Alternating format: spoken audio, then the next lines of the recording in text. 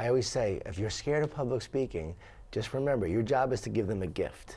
So you're getting up there to speak, give a gift to the audience and know that you're here to give them something. Don't focus on you, it's about what you're giving them. And the minute you focus on the audience, not trying to get something for yourself, you're giving, not receiving, from there, you're not gonna be nervous because I'm here to make a difference.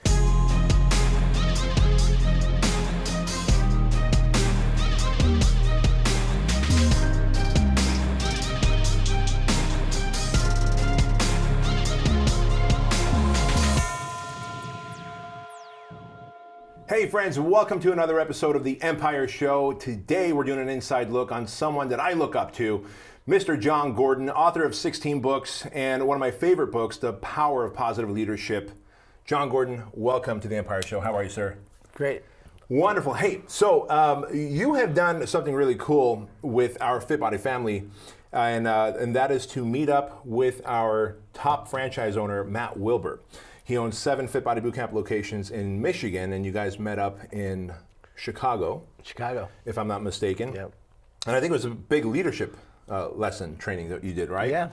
And I'm curious how you started off in leadership and how you got into consulting organizations, big organizations in fact, on leadership and their team building. First, they were an awesome group. I mean, I just loved them. They were just incredible, hungry, wanted to learn. They just soaked up everything. But for me, it started years ago where I said, okay, what am I born to do? Why am I here? And writing and speaking came to me. I was about 29, 30 years old.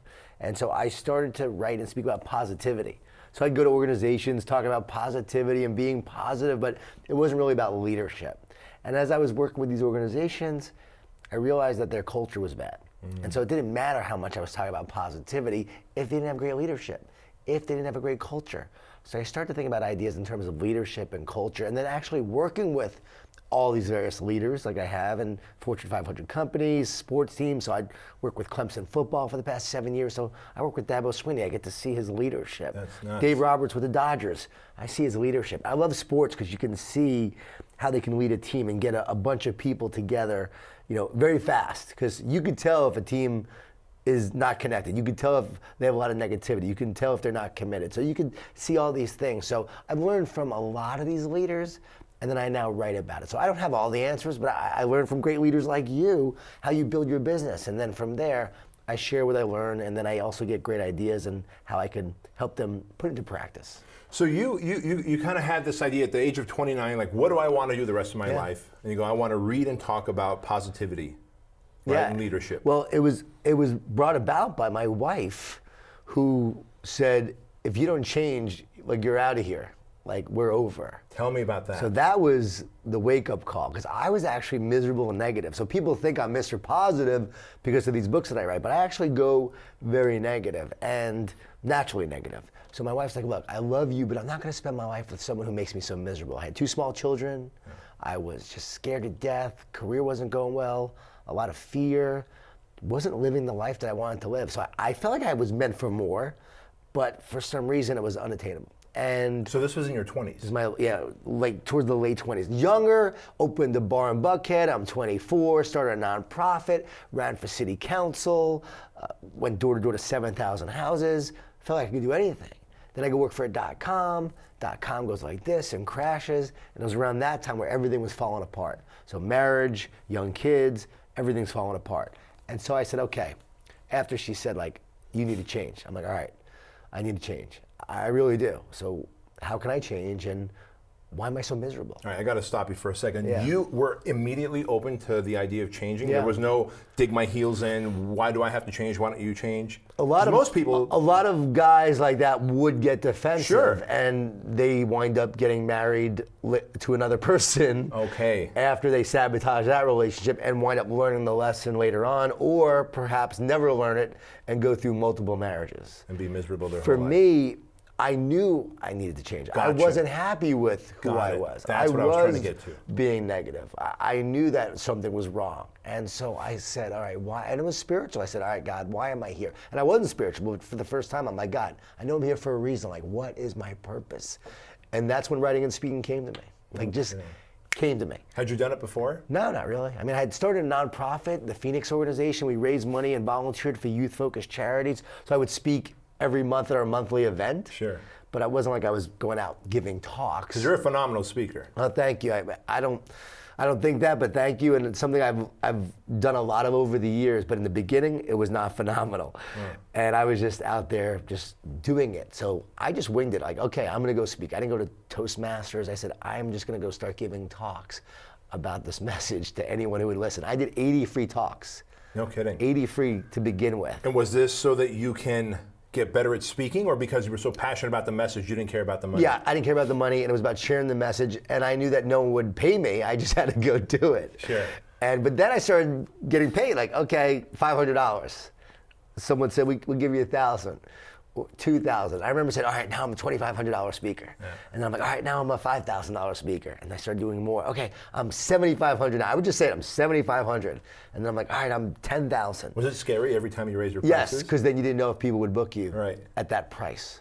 And yet every time I raised my price, I wound up getting booked more, which is wild. Why do you think that is? I think value. I think maybe they perceived the value as you charge more, so now you must be better. Sure. But I also think that it was just also because I believed. I think when you put belief out there and you say, you know what, I'm ready for this, I believe in this, I could do this, you then receive what I believe God has for you and what other people perhaps see in you. That's so amazing. I think a lot of people, they get an idea that comes in their head, they get an impulse, like, okay, it comes to them, but then they go, nah, I can't do that. Or I don't deserve that. Or, nah, that's not possible. And so they don't believe it's possible, so they never activate and they never create what is actually in store for them because the idea came to them, the impulse came to them, and it came to you for a reason. Your job is not to question it, your job is to believe it's possible and go for it. So am I hearing you say, Mr. Jon Gordon, that when an impulse or an idea comes, it's typically our purpose speaking to us? If some ideas will come, and just because you get a vision doesn't mean it's meant to happen right now. Sometimes it's meant to happen later on. Sure. But we do get ideas and impulses that we do have to be open to. And again, you have to make sure it's the right idea at the right time. But when it comes, don't say it's not possible.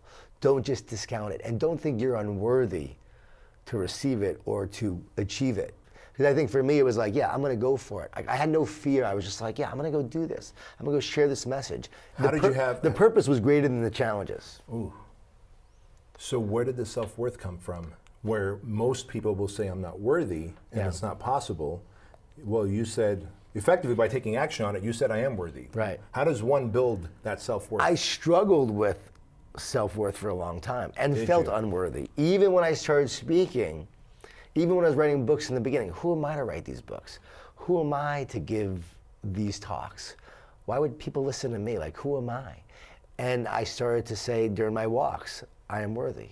I'm worthy in you, God, not in myself, but in you. I'm worthy to share this message. I'm worthy to help people. And what I realized is, if you have a purpose, I said your purpose is greater than your challenges, but you have a purpose to make a difference, then you're worthy in sharing that message to make a difference. Because if you don't, you can't benefit people. Sure. You become valuable when you add value to others. Isn't that powerful? Yeah. And that's so true. And I've often felt that one of the most selfish things we can do as humans is say, I'm not capable, or that's not for me, because that's such a selfish thing. We do that to protect ourselves from rejection, right. Potential rejection. But what about the guy who would have killed himself had he not read your book, right? What about the lives that you changed that would not have changed had you not written your books? And so it is the most selfish thing to do, to say that I'm not worthy or that this is not for me, to say that out of fear. And you just proved that statement. And when people are scared of public speaking, which a lot are, yeah. I always say, if you're scared of public speaking, just remember, your job is to give them a gift. So you're getting up there to speak, give a gift to the audience and know that you're here to give them something. Don't focus on you, it's about what you're giving them. And the minute you focus on the audience, not trying to get something for yourself, you're giving, not receiving, from there, you're not going to be nervous because I'm here to make a difference. I'm here to give. Have you ever been nervous speaking? All the time. Every talk, I am very nervous before the talk. Even now? Yeah, even now. Because you're a little calm as a cucumber. No, I'm very nervous. Being a former athlete, it feels like game day. Get outta here. every talk. It's like this. You don't see it when I watch the videos. Because probably the video we're showing is when I get into a rhythm and get into a flow. Okay. But that quarterback, when he starts a game, is really nervous. But once you get into the flow of the game, you're not nervous anymore. Right. So I think in the beginning, I'm always nervous. But once you get into the flow, then it goes well. But in my talks, what I do now is I try to actually create a flow that allows me to get comfortable. And then knowing once I get comfortable, okay, now I can go. So I almost build that into the talk to allow me to get comfortable at first. Don't come out with, too strong, too fast. Come out a little slow, but then build up and then go. Gotcha. So I'm just curious, do you have a ritual that you go through before getting up on stage in front of a group? You don't? I don't, but I probably need to. But No, I don't. I was just curious. Yeah, no, to me it's, I think it's about just trying to focus on making a difference. So it's that ritual of getting away from self and saying, okay, how can I make a difference?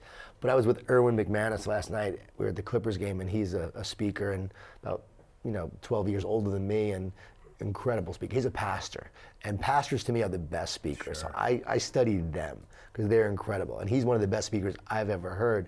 And he said, good speakers want the audience to feel something. Great speakers feel something, and they invite the audience to join them in that feeling. Oh. That last night when he said that to me, I'm like, okay, that's going to be part of my new ritual going forward, is to really focus on that feeling and sharing that feeling with the audience, rather than just trying to make them feel something. Now, your talks and really what you're an expert in is positivity. And you started off with positivity, but you quickly learned that, gosh, I got to really tie this into leadership. Right. First of all, before we go into leadership, why positivity? Because that sounds so airy-fairy. And right? I mean, most people go, well, that's pretty airy-fairy. What do I need positivity in my business for? What's your answer to that? Yeah, well, we all need it, and I'm sort of a champion of that, and all the research shows that positive leaders outperform negative leaders. Pessimists don't change the world. Naysayers talk about problems, but don't solve them. Critics write words, but they don't write the future. Throughout history, it's the positive leaders, the believers, the dreamers, and the doers that change the world, just like you. And so we need positivity, because negativity will sabotage our business. They'll sabotage our teams. So the answer to that negativity is positivity. Not Pollyanna positive, but how can we build great relationship? How can we lead with optimism? How can we confront the negativity that exists on our team to be a more positive team? How can we have difficult conversations in a positive way so that we're truth tellers and dealing with the real issues, and yet growing from that? So to me, the umbrella is positivity, optimism, belief, overcoming the negativity, overcoming the fear, overcoming all the things, the adversity that will sabotage your team and your organization, and then how to be a more positive leader, to be your best, but then to lead your team and bring out the best in your team to go forward together in a positive direction.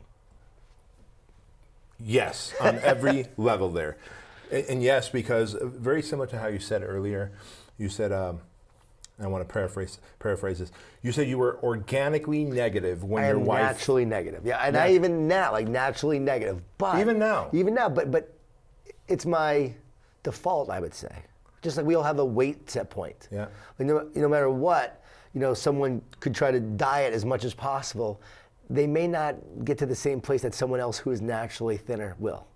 Or work out, you may build muscle quicker and faster. So we all have a genetic disposition. So for positivity, some of us are more positive than others. Research shows that. Some are born more naturally negative, plus environmental influences. My dad was a New York City cop, undercover narcotics. Oh boy. Yes, he was shot a few times. My dad was not too big on positivity. Sure. Well, he saw the underbelly of right. So life. Oh yeah. I mean, he was battling the drug cartels on the streets of New York City. So you grow up in that environment, maybe that's part of it as well. But you can become more positive. And so I'm a living testament to that. You can actually become more positive, because now when I wake up in the morning, I feel a lot more positive. Like I feel really good. Very rarely do I go negative. So it's not like I go there, I just naturally there. But now it's become more of my state to be positive and optimistic. It's like I call it feeding the positive dog versus the negative dog.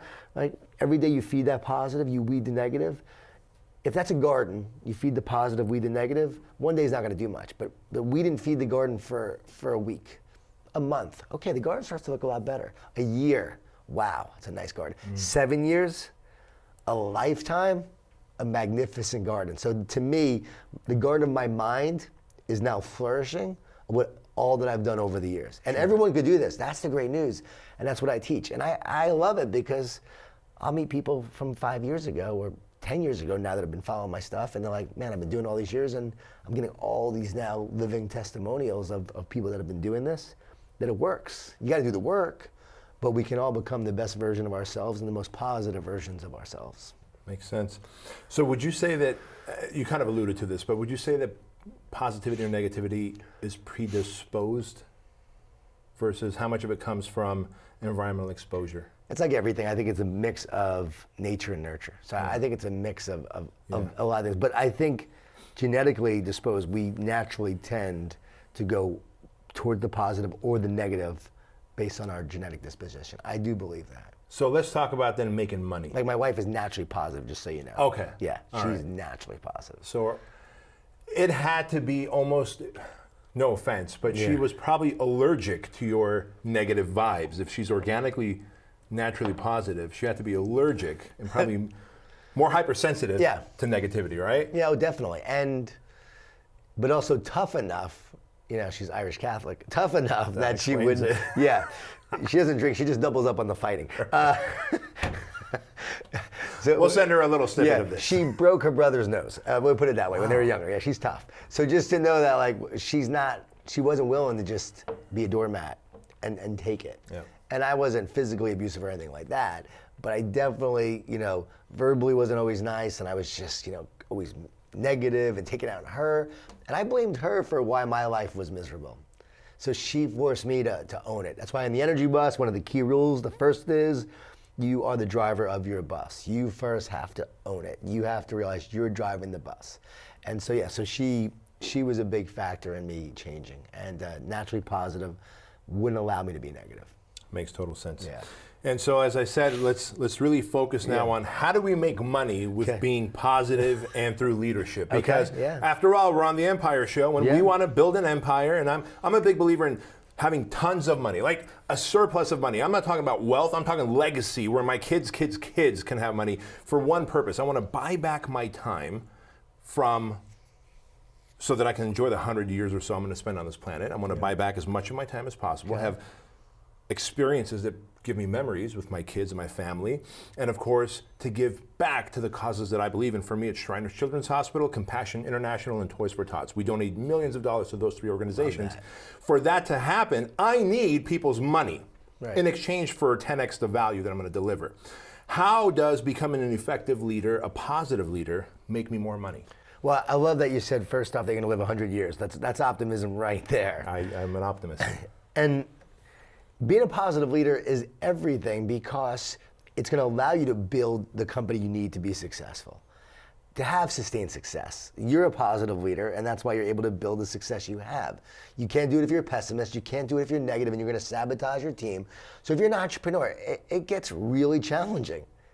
You face a lot of obstacles. There are many times you want to give up. One of my favorite things I wrote in the positive leadership is that the power of positive leadership is that every day you got to show up, you do the work. Whether they praise you, whether they criticize you, you show up and do the work. You overcome your adversity, you overcome your challenges. You keep showing up, you keep doing the work. And every day you put one foot in front of the other, continuing to build your business. But you have to believe in what you're building. You have to have a vision of what you're building. When I look at a Clemson football team, which when Dabo got the job as the head coach, he asked for a TV for his office. They said, we don't have it in the budget. So he went out and bought his own TV, put it in his office. Well, recently Clemson built a $55 million facility with all the TVs that Dabo wanted. Why? His positive leadership. He built a successful program that's now playing in another national championship coming up. And so that's leadership right there. And so you can't build a great team if you're negative. You can't build a successful business if you're negative. In the short run, we see it a lot. Yeah, in the short run, you can lead out of fear. You can get people to do what you want out of fear. Being cutthroat. But those principles do not last in the long run. I truly believe they don't. And even if they build you enough money and success over time, we call it, I just said success. That's not success though. If you have all this money, but you're isolated and you're by yourself and no one wants to be around you, what kind of legacy you're leaving there? Right. So how can you build the success, build the wealth? And I agree. Why shouldn't we build wealth? Why shouldn't we have an abundance mindset? People think, oh, you know, I don't feel right if I build this or if I make too much. No, make all that you can so you can give more and more away.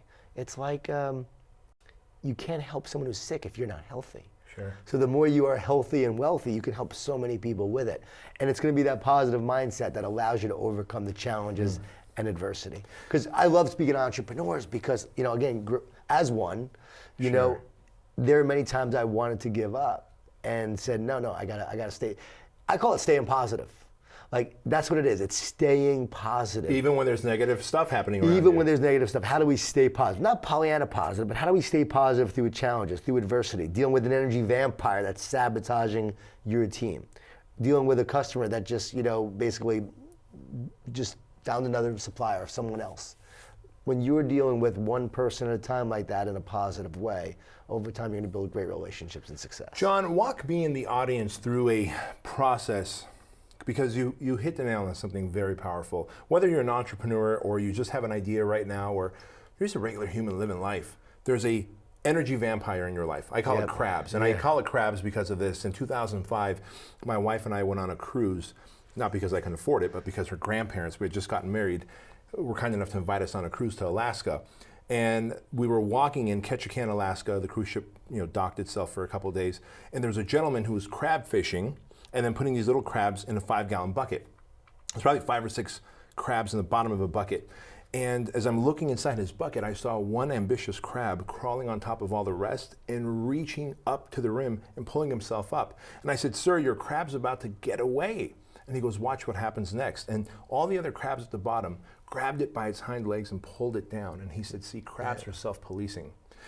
And I realized in that moment, I've got crabs in my life. I've got negative people who are trying to hold me down, who tell me I can't do it, that I'm not worthy, I don't have the education, what makes me think I'm so special, and that I have to part ways with them. How does someone deal with a energy vampire in their life? Well, first and foremost, Gandhi said, "I will not let anyone walk through my mind with their dirty feet." Ooh. And so you do not allow anyone's negative energy to hold you back. Do not allow their negativity to sabotage you and what you're here to do. Your positive energy, your belief, your vision, your optimism, your faith must be greater than all the negativity and doubt. So first off, I know my positivity is more powerful than your negativity. I mean, it was a great lesson from my dad. I told my dad I want to be a writer and speaker. His response, "What the heck do you want to do that for? That's a load of junk. That won't amount to anything." And then a few years later, I got on the Today Show. And as I'm walking out of this Today Show interview, it was a great interview. He saw it on TV. He's like, "Your mother, I just saw you on TV. You really made a difference. We're so proud of you. We always knew you could do that." He didn't remember being negative. And I learned right then and there, not everyone's going to see what you see. So you don't waste your energy on those who don't get on your bus. You keep on driving. And you know what? Leave those passengers aside. So when Dad made that statement, when you said, "Hey, Dad, I want to speak and write about positivity," what was your response? See, to me, it was like, he doesn't know Okay. any better. Like, what does he know? Like, he's not right. See, I fought my dad tooth and nail when he said I shouldn't be a personal trainer. There's no money to be made in it. Right. I didn't know any better. Right. And I just said, no, I really didn't even give him a hard time. I just went, "Okay, whatever, Dad." And I moved forward. So it's like, you don't give that energy. You don't give that any time. You just continue to move forward. I think too often we listen to those negative voices. And we need to understand that we don't create our world outside in. We create it inside out. So it's a really important principle of leadership, and I call it inside out. So as an entrepreneur, you have to live inside out, creating through your spirit, your passion, your purpose, your joy. The power's on the inside, and it's greater than all of the voices on the outside. So when you understand that we create inside out, that's where the power is. So writing a little book right now with a good friend of mine, Damon West, and the book's called The Coffee Bean. And when you put a carrot into hot water, what happens to the carrot? It softens. And when you put an egg into hot water, what happens to the egg? It hardens. It gets hardened by the environment. The carrot is weakened by its environment. But you put a coffee bean into hot water, what happens? It transforms the environment. So being an entrepreneur is understand that we transform our environments from the inside out. Brilliant. And the power is on the inside. Now, again, I can teach you strategies on how to build a business. I know you do that. But when you understand this principle, and you understand that this is really the understanding and the perspective that you have to have, there's so much power in that, and that's truth. And as you move forward as an entrepreneur, as a leader, living that truth and acting on that truth will carry you so far. You actually were living that way, you just didn't know you were doing that. Sure. you were just doing it. Some people naturally have the inside out. But when some people understanding it and get it for the first time, changes everything. Game changer. Now, you work with sports teams, you work with athletes, you work with celebrities, you work with big businesses. Yeah, a lot of Fortune 500 companies. All of them have one thing in common, they're adults. And you showed up to our headquarters and we were upstairs and you handed me two things. You handed me cookies and you handed me a children's book. Right. And I've got both here, but let's talk about this children's book first. The Hard Hat for Kids. Yep. And my dear friend Andy Frisilla wrote a book about Otis and Charlie Play to Win. It's a children's book, and I bought 250 copies and sent them to my kids' school because I believe in helping kids become entrepreneurs. And other than Andy, you're the only other person I've seen with such tremendous information and influence write a children's book. And why did you write this? It's actually my third one. So I wrote The Energy Bus for Kids, then Thank You and Good Night, which is about teaching about gratitude. And then this one was about teaching kids how to be a great teammate. So I wrote The Hard Hat for Adults, which is about 21 ways to be a great teammate. It's a true story, that book, about a young man who died on the field, played Cornell lacrosse like I did, but played 11 years after I played. And he died on the field, got hit in the chest with the ball and died on the field. Wow. But was the most incredible teammate. Loyal, selfless, hardworking. And people still live their lives. His teammates still live their lives today based on him and the kind of teammate he was. He had such a huge impact. And that Cornell lacrosse program has been forever impacted by him. But that day he died, he just left an incredible legacy. So all the proceeds from that book go to his foundation and this one. So this is not about him. Sure. I didn't want to carry that pain that, again, that the adult book shares. Yeah. But this is a story about a young girl who's a great basketball player, and she's on a mostly boys team, and she's the best player in the team. But she's all about scoring. She's not a great teammate. She's all about great player, but not a great teammate. And yet, but Jax is a great teammate.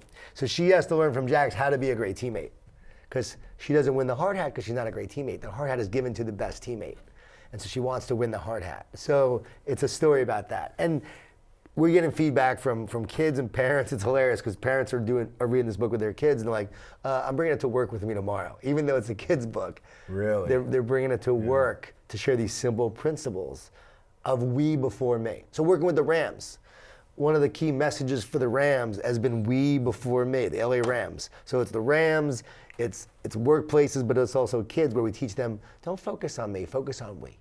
And when we help others improve, we improve. When we help others get better, we get better. To be a successful entrepreneur, we went back to positive leadership that you were talking about earlier. Yeah. I believe it's about loving, serving, and caring. That's, from my book, The Carpenter. That's positive leadership. If you love what you do and you love others, you serve others and you find a way to serve through your business and make an impact. And by serving, I mean, hey, you can make money off of serving your clients, but you're still serving and you show you care.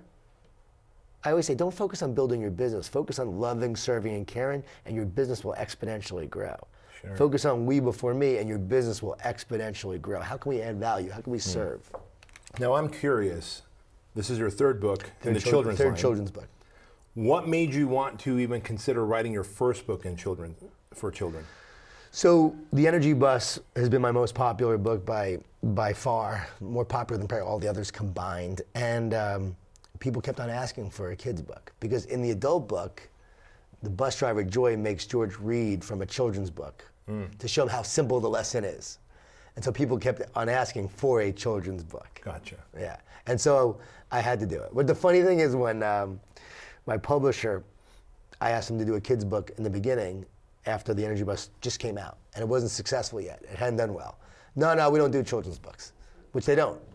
But then when people were asking for it and then The Energy Bus became a bestseller, it started to get out there. He goes, we should do a kid's book. What a great idea, right? Yeah. So it was pretty funny. I'm really glad that you did this, and I'll tell you why. Because we see the repercussions of, I'm going to be very honest with you. I go on rants to my wife about parents who neglect their parenting and create savage little children who become savage adults who are either bad employees, bad teammates, or bad business people. and therefore literally scar an industry or scar a company or scar a group of customers or clients. And it really starts at this level. It does. I mean, what you just said is so true. College sports, in the corporate world, everyone's been taught, like when they're younger, it's about me, me, me. Selfies, it's the selfie generation. Sure. It's about what college you're going to, about what sports program you're going to play at. It's all about you, you, you. And then you get to this team, and now you have to become a teammate. College coaches are reaching out to me all the time. These guys are all focused on themselves. This team is all focused on themselves because you have these parents. It's not the kids' fault. The parents now more than ever are so focused on, you're going to be taking music lessons every day for the next month. And when you get to this concert, it doesn't matter what other people are playing, it's about you. So it's all about you, you, you. We're not teaching them about generosity. We're not teaching them about being great teammates. And we're so self-focused now more than ever. And so I think kids are now becoming very self-focused. Yeah. And you're right, that's going to lead to more and more problems as they get to the workplace, as they get to colleges. They don't know how to help anyone else. No, they don't. And so that's why, one of the reasons why I did that too is because, like, okay, we gotta give this message to kids. Because if we could start now, we can reverse the trend of the me generation, the selfie generation.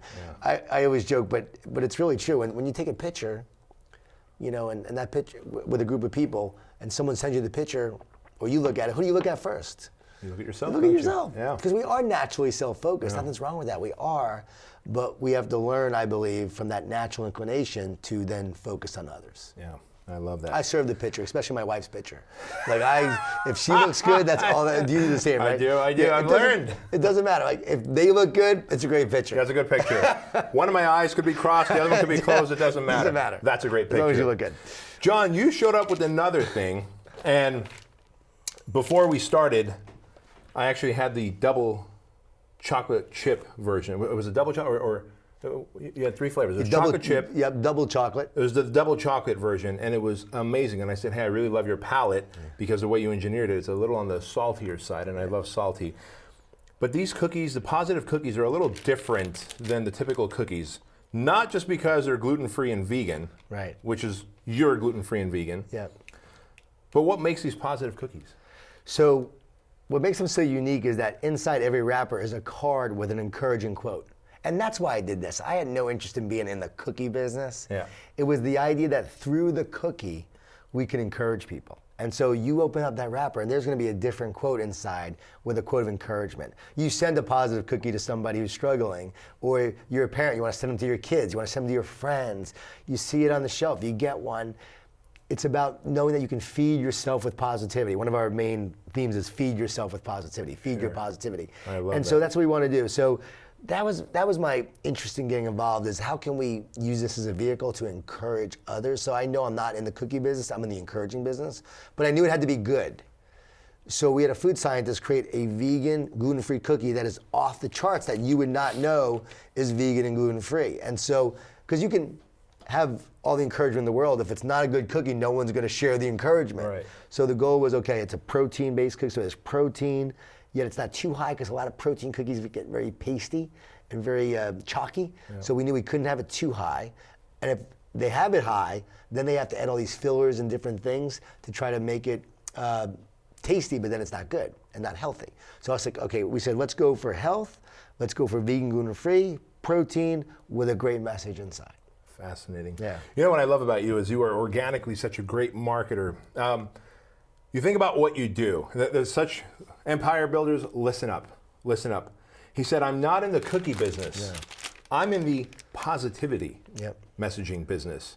Now, you know that there's people out there who are probably not following you on social media. They're not coming to your website. They're not going to your seminars and workshops. They don't work for the companies or the sports teams that you consult with, but they do walk through grocery stores and they go, a cookie.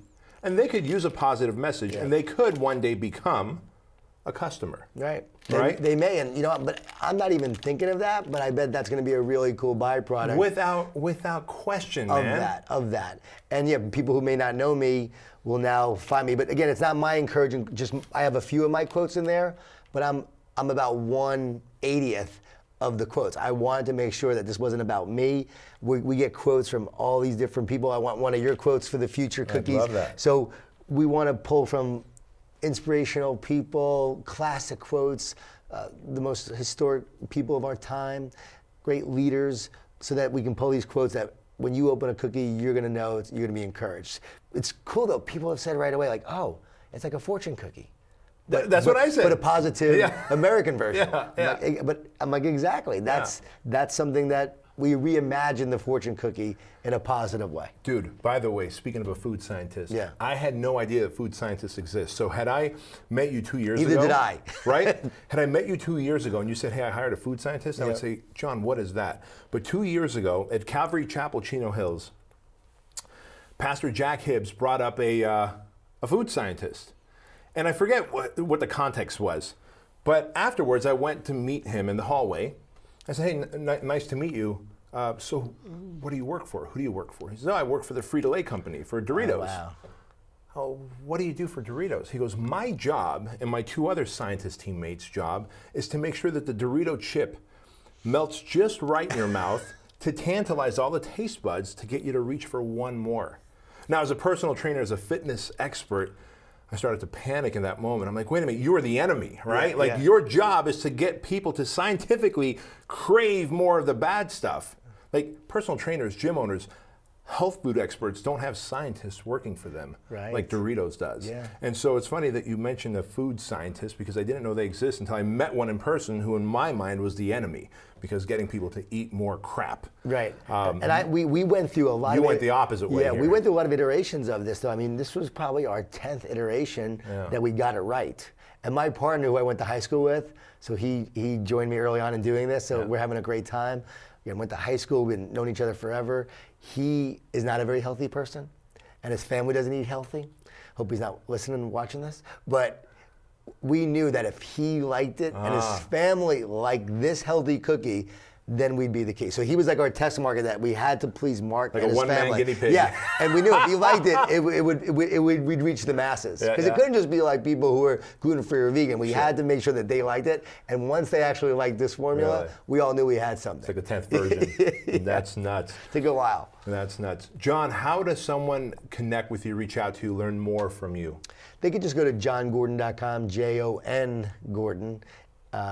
Twitter I'm pretty active on Twitter at JONGordon11. Instagram JONGordon11. And I manage my social media. People often think I have someone who does it for me, but I manage my social media. Good friend Daniel, who still works with me all these years, he helps me a little bit, but I mostly manage the entire thing. That's great. What was the one thing, if there was anything, that I should have asked but haven't? Wow. Probably, what's your favorite strategy for being positive or for staying positive? Oh, yes. And I would say it's the best advice I ever heard from Dr. James Gills. He's the only person on the planet to complete 6 double Ironman triathlons. Double Ironman, which means you do an Ironman and then 24 hours later you do another one. Last time he did it, he was 59 years old. And he said this to me. He said, I've learned to talk to myself instead of listen to myself. He said, if I listen to myself, I hear all the negative, all the fear, all the doubt, all the reasons why it's not going to work. If I talk to myself, I can feed myself with the words and the encouragement that I need to keep on moving forward. So talk to yourself instead of listen to yourself. And entrepreneurs really like that kind of message. They find it really helpful because every day we go out there, all the negativity in the world. Now you just talk to yourself with the truth that you know. And know this, that negativity is always going to come in. Negativity will always come in. But those negative thoughts are not coming from you. How do I know? You would never choose to have a negative thought. True enough. We never would. So they come in. Don't believe the negative thoughts and the lies those negative thoughts tell. That say you're not worthy, this isn't going to work, what are you crazy doing this, so-and-so you're not going to be successful enough. No, you just go out every day with your passion, your purpose, your love, and you speak truth to those lies that, you know what, you're here to do this great work. You're here to create a great business. You're here to build an empire. And that's possible. And as you believe it's possible, you will then go and create it. And so walk in that truth, not the lies. I love that. Talk to yourself and don't listen to yourself. Mr. Jon Gordon, thank you so much for being on the Empire Show. We appreciate you. It was an honor. Thank you. Guys and gals, if you like this episode, and I know you do, please give us 5 stars of rating, share this, leave comments below, and of course, take a screenshot, share it on social media, and above all, tell your mama all about it. See you later. Hey, thanks so much for being here for today's Empire Podcast show. We would love for you to do a quick little favor for us. Just go to iTunes and give us a 5-star rating, leave a comment, share it with your friends. And if you're interested in growing your business faster, go to bedroskeuilian.com/empire, fill out the application to see if you're a good fit for our Empire Mastermind group.